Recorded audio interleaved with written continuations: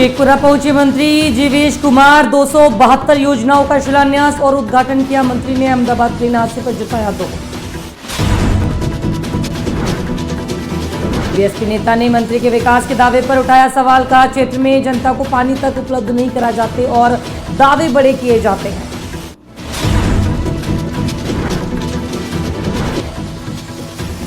बढ़ती पलायन और बेरोजगारी पर कांग्रेस ने किया पदयात्रा। शेखपुरा में कलेक्ट्रेट तक निकाला जुलूस। नीतीश मोदी सरकार के खिलाफ की नारेबाजी। बेगूसराय में समाज कल्याण विभाग के द्वारा पेंशन का लाभ राष्ट्रीय डीबीटी के माध्यम से लाभुकों के खाते में भेजी गई।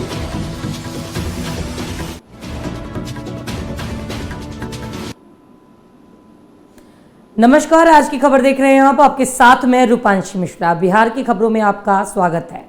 बड़ी खबर से बुलेटिन की शुरुआत करेंगे। आपको बता दें कि शेखपुरा पहुंचे बिहार सरकार के नगर विकास एवं आवास विभाग के मंत्री जीवेश कुमार। मंत्री शेखपुरा में आपको बता दें कि समाहरणालय के मंथन सभागार में आयोजित नगर निकाय की बैठक में हिस्सा लेने पहुंचे। इस दौरान प्रभारी डीएम ने मंत्री को पुष्प गुच्छ देकर स्वागत किया। बैठक में मंत्री जीवेश कुमार ने जिले के चारों नगर निकाय में चल रहे विकास की योजनाओं की समीक्षा की। साथ ही चारों नगर निकाय के 272 योजनाओं का शिलान्यास व उद्घाटन किया। इस मौके पर मंत्री ने कहा कि जिले के चारों नगर निकाय में कुल 58 करोड़ 68 लाख रुपए की सौगात दिया गया है और अहमदाबाद में हुए विमान दुर्घटनाग्रस्त को लेकर दुख प्रकट किया है। उन्होंने कहा कि घटना के बाद से पूरे देश में शोक की लहर है। इस घटना ने पूरे देश को झकझोर कर दिया, जबकि पूरा देश मृतक की आत्मा की शांति की कामना कर रहा है। हम लोग अभी तुरंत किए हैं, तो बहुत दुखद घटना है, बहुत दुखद घटना है। पूरे देश को झकझोर के रख देने वाली ये घटना है कहीं ना कहीं। और हम पीड़ित परिवार के साथ इस समय कुछ कहने की स्थिति में नहीं है। बहुत संवेदना, बहुत दुख प्रकट करते हैं इस घटना के ऊपर। आज पूरे देश को इस समय दुख में डुबा दिया है ये घटना। और क्यों घटी, कैसे घटी, हर व्यक्ति इस घटना को लेकर चिंतित है। आप सभी लोग भी व्यथित हैं। मुझे साफ साफ दिखाई दे रहा है कि राष्ट्र ने आज अपने इतने लोगों को खोया है और अकारण खोया है, बिना किसी गलती के खोया है। पता नहीं कैसे हुआ है, क्या हुआ है। तो सब लोग अभी दुखी हैं। अभी पीड़ित परिवार के प्रति संवेदना प्रकट करनी चाहिए और ईश्वर से प्रार्थना करनी चाहिए कि भगवान जिन्होंने अपने स्वजन प्रियजन को खोया है उनको दुख। खबर बिहार के कैमूर जिले से है, जहां पर आपको बता दें कि चैनपुर के विधायक और बिहार सरकार के अल्पसंख्यक कल्याण मंत्री मोहम्मद जमा खान के विकास के दावे पर सवाल उठाए गए हैं। बीएसपी नेता ने कहा कि मंत्री जी ना तो अपनी जाति के हुए हैं, ना ही पार्टी के। आज भी मंत्री जी अपने विधानसभा क्षेत्र में जनता को पानी तक उपलब्ध नहीं करा पाए और दावे तो बड़े बड़े करते फिरते हैं। जिसमें पानी होगा वो ना पानी किसी को देगा। तो जब मंत्री जी में पानी है ही नहीं है तो गांव को देंगे, ना घर के देंगे, ना परिवार के। किसका हुए वो? न पार्टी के हुए, न जाति के हुए। लोग कहते हैं कि मुसलमान का मुसल्लम ईमान ही उसका व्यक्तिगत पहचान होता है। और उन्होंने बसपा से जीत करके और तुरंत ईमान बदला और चले गए कुर्सी और पावर के लिए दूसरे जगह सरकार में चले गए। तो आप बताइए कि वो पानी कहाँ से देंगे? जो अपना पानी खुद ही नहीं रखा वो दूसरे को पानी कहाँ से दे पाएगा? और जहाँ तक बात कर रहे हैं, नौघड़ा ही नहीं, चैनपुर विधानसभा के 80% गाँव में पानी नल जल का नहीं पहुँच रहा है। जिसमें पानी होगा वो न। शेखपुरा में कांग्रेस कार्यकर्ताओं ने जिला मुख्यालय पर सरकार के खिलाफ जोरदार प्रदर्शन किया। बढ़ती बेरोजगारी और जिले से हो रहे पलायन के विरोध में कार्यकर्ताओं ने जुलूस निकालकर कलेक्ट्रेट गेट के सामने प्रदर्शन किया है। प्रदर्शन के नेतृत्व कर रहे कांग्रेस के जिला अध्यक्ष ने कहा कि यह आंदोलन छात्र युवाओं की वेदनाओं की आवाज है, जिसे नीतीश मोदी की सरकार को समझना होगा। बिहार भर में सबसे ज्यादा प्रतिशत पलायन और बेरोजगारी का शेखपुरा जिला का देखा जा रहा है, जिसे सरकार छिपा रही है। सरकार की नीतियां युवा विरोधी हैं, इस कारण सारी परीक्षाओं में धांधली हो रही है। बिहार में एकमात्र शेखपुरा ऐसा जिला है जो सबसे छोटा है, लेकिन पलायन का प्रतिशत यहाँ पे सबसे ज़्यादा देखने को मिला है। पूरे बिहार में सबसे ज़्यादा पलायन जो दिहाड़ी पर जाकर काम करते हैं, गुजरात में, मध्य प्रदेश में या दिल्ली में, महाराष्ट्र में, जहाँ भी जाते हैं वहाँ के लोग जो नफरती वाले लोग होते हैं वहाँ पे लात घुसे मारकर और पैसा छीनकर और शोषण होता है, यहाँ तक कि हत्या हो जाती है। तो यहाँ के जो मजदूर वर्ग हैं, जो भाई हैं, उनको मजबूरन अपने दो पेट के लिए, अपने बच्चों के लिए, परिवार के लिए पलायन होना पड़ता है। क्यों? क्योंकि यहाँ पे रोजगार नहीं है। तो 20 साल में जो सरकार है 2 इंजन की, हम कहना चाहते हैं कि 20 सालों में आपने रोजगार को लेकर कुछ भी नहीं किया है। अब विगत 3-4 महीना बचा है एग्जाम का, तो कम से कम नीतीश जी और मोदी जी इस बात को आप स्वीकार करें और जनता के बीच में, युवाओं के बीच में आप इस बात को रखें कि कहीं ना कहीं जो 20 सालों में जो रोजगार को लेकर काम करना था, महंगा। बिहार के बेगूसराय में एक ही छत के नीचे सामाजिक सुरक्षा पेंशन सहित इनमें जुड़ी तमाम योजनाओं का लाभ लाभुकों को दिलाने का प्रयास किया जाने लगा है। दरअसल बिहार के मुख्यमंत्री नीतीश कुमार के द्वारा एक समारोह का आयोजन किया गया, जिसमें बेगूसराय के लाभुकों को भी यह राशि उनके खाते में भेजी गई। इस अवसर पर मौजूदा लाभुकों के चेहरे पर खुशी की लहर देखी गई। इस संबंध में बेगूसराय के जिलाधिकारी ने बताया कि समाज कल्याण विभाग के द्वारा जितने भी पेंशन की योजनाएं हैं, वह राशि डीबीटी के माध्यम से लाभुकों के खाते में भेजी गई है।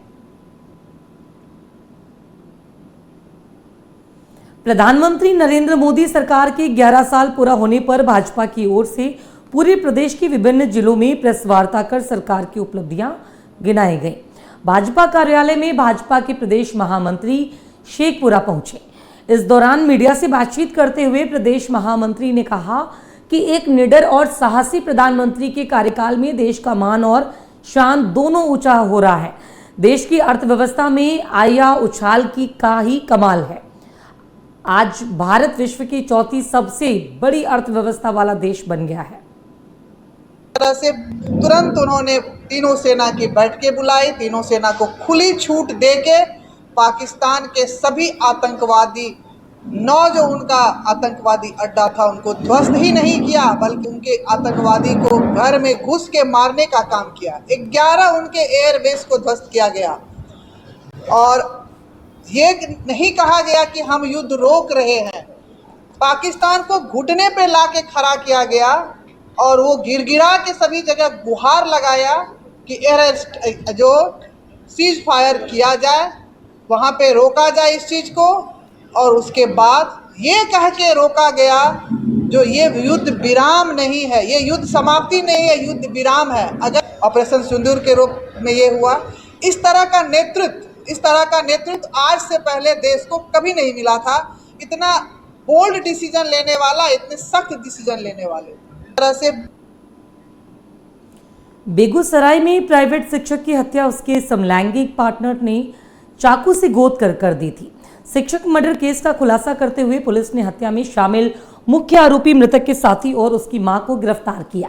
पुलिस ने हत्या में प्रयोग किया हुआ चाकू, खून से सना आरोपी का कपड़ा और मृतक का बाइक बरामद किया। दरअसल चौड़ाही थाना क्षेत्र के काबर क्षेत्र में 5 जून को प्राइवेट शिक्षक का शव बरामद किया गया था।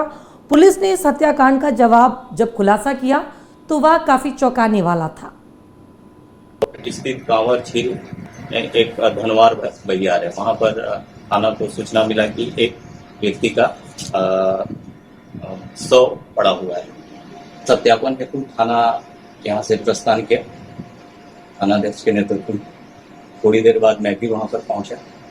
पहुंचने के बाद वहां पर जो शव की शिनाख्त की गई, शव का शिनाख्त किया गया तो शव का बारे में पता चला कि ये इसका नाम धर्मेंद्र कुमार बाबुल है। पिता का नाम स्वर्गीय वशिष्ठ सिंह, ये धनुषी के रहने वाले हैं। अग्रिम कार्रवाई करते हुए फिर हम लोग किए क्या कि इसमें वादी के मृतक के बड़े भाई के द्वारा कांड दर्ज करवाया गया चौड़ाही थाना क्षेत्र में। मृतक का मोबाइल नंबर लेकर हम लोग उसका सीडीआर वगैरह लेकर एनालिसिस किए। एनालिसिस पे पता चला कि एक साजन कुमार पेशर मुकेश दास साकिन राजौर वार्ड नंबर 5 गढ़पुरा थाना क्षेत्र का रहने वाला है। उसके साथ इसका काफी बातचीत है। उसके बाद इसको हम लोगों ने गढ़पुरा थाना क्षेत्र के हर बिहार के मुंगेर जिले में सिपाहियों से मेडिकल के नाम पर अवैध वसूली करने वाले सार्जेंट की पुलिस ने गिरफ्तार कर लिया है। आरोपी सार्जेंट ने 60 सिपाहियों से प्रति सिपाही 2500 रुपए की अवैध वसूली की थी। इस संबंध में शिकायत के बाद एसपी ने यह कार्रवाई की है। गिरफ्तार सार्जेंट के पास से 36,000 रुपए कैश बरामद किए गए। जिनका डॉक्यूमेंट वेरिफिकेशन और मेडिकल की कार्रवाई हम लोग करा रहे हैं। उसके पश्चात उनकी योगदान हम लोग मुंगेर जिला बल में करेंगे। उसी क्रम में एक हम लोगों को सूचना मिली कि पुलिस लाइन में एक सार्जेंट जिसका नाम सुमित है, वो कुछ कैंडिडेट्स को ये भय दे रहा है कि उनका मेडिकल में वो लोग फेल हो गए हैं और मेडिकल में फेल अगर उनको पास करना है मेडिकल, तो पर कैंडिडेट 2,500 रुपये के आसपास उनको देना होगा और उसके बाद ही वो लोग मेडिकल में फिट किए जाएंगे।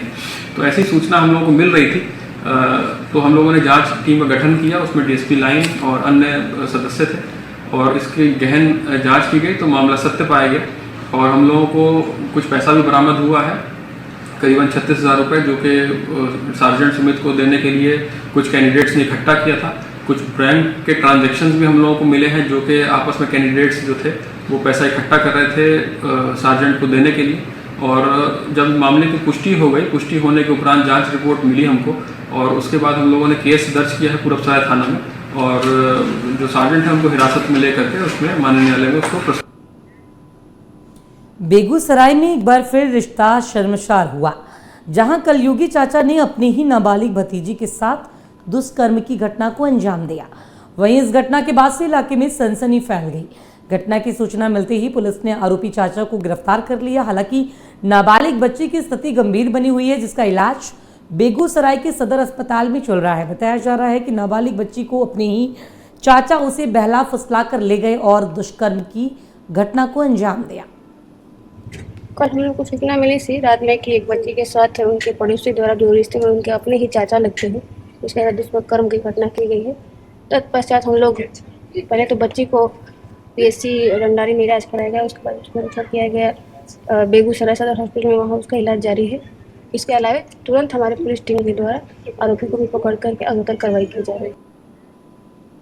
बेगूसराय के सदर अस्पताल में उस वक्त हंगामा हो और हाई वोल्टेज ड्रामा शुरू हो गया जब एक लड़की का पोस्टमार्टम के लिए पुलिस सदर अस्पताल पहुंच गए।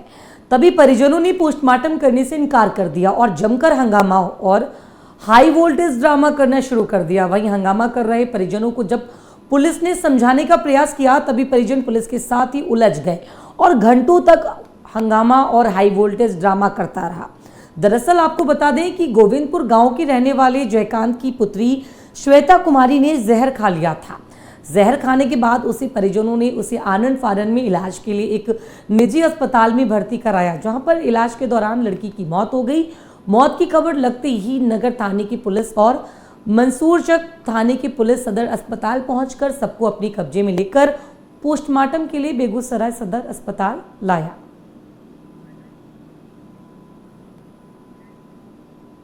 बिहार की खबरों में अभी के लिए बस इतना ही। बने रहिए आज की खबर के साथ।